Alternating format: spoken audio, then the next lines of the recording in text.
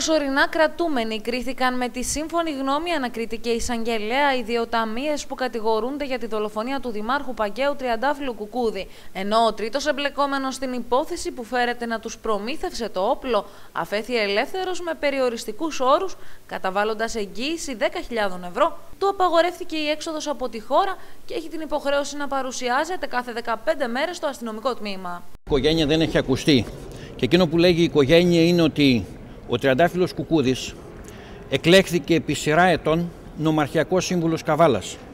Υπήρξε εκλεγμένος πρόεδρος του Δημοτικού Συμβουλίου του Δήμου Παγκαίου και τελικά δήμαρχος Παγκαίου. Κανείς όσο ζούσε ο Τριαντάφυλλος Κουκούδης δεν τόλμησε να αμφισβητήσει έστω κατ' ελάχιστον την εντιμότητα, την ηθική και την αξιοπρέπειά του. Το πράττουν μόνο μια θλιβερή μειοψηφία που είναι οι δύο δολοφόνοι του. Και βέβαια έχω την αίσθηση ότι ουσιαστικά ολοκληρώνεται το εγκληματικό του σχέδιο προσπαθώντας να επιρρύψουν στον Δήμαρχο αυτά τα οποία οι ίδιοι υπεξαίρεσαν από τον Δήμο Παγκαίου. Προκύπτει από την δικογραφία ότι το όπλο με το οποίο δολοφονήθηκε ο Δήμαρχος το πλήρωσαν οι δολοφόνοι του μέσου εντάλματος του Δήμου. Είχαν οι δύο ταμιακοί υπάλληλοι με αυτό που τους προμήθευσε το όπλο. Ήταν φίλοι. Ερωτική.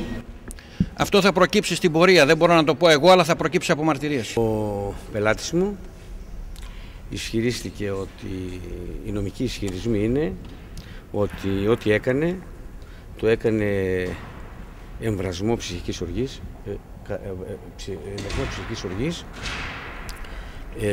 κατά εφαρμογή του άρθρου 299 παράγραφος 2 και έκανε επίκληση ελαφρυντικών 84.1 α και γ, δηλαδή ότι διήγε ζωή έντιμη, κοινωνική, ειρηνική και λευκό ποινικό μητρό, ότι οθήθηκε στην πράξη από μη ταπεινά ελαττήρια διότι ήταν εξαρτώμενος σε σχέση εξάρτησης μεταξύ δημάρχου και υπαλλήλου και ότι στην πράξη του αυτή προέβη από την ένταση της βίαιας οργής και της θλίψης η οποία έγινε. Ουδέποτε από την πλευρά του εντολέου μας υπήρχε σκέψη για ανθρωποκτόνο δόλο κατά του Δημάρχου. Ουδέποτε διανοήθηκε ότι θα έφτανε σε σημείο ο συγκατηγορούμενος του να τραβήξει αυτή τη σκανδάλη.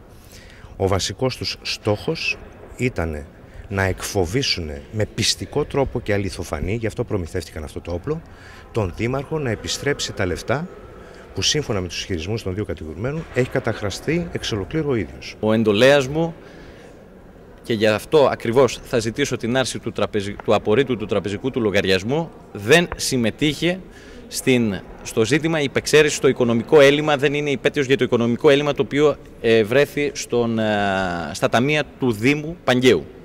Ενημερώθηκε, και αυτό προκύπτει από στοιχεία της δικογραφίας, ενημερώθηκε για το έλλειμμα από τον έτερο κατηγορούμενο και ταμεία στις αρχές Μαρτίου του περασμένου έτους, του 2009. Αυτά αναφορικά με το ζήτημα της υπεξαίρεσης. Όσον αφορά τη συμμετοχή του στην τελεστήσα ανθρωποκτονία, ισχύθη η ποινική δίωξη κατά συναυτουργία.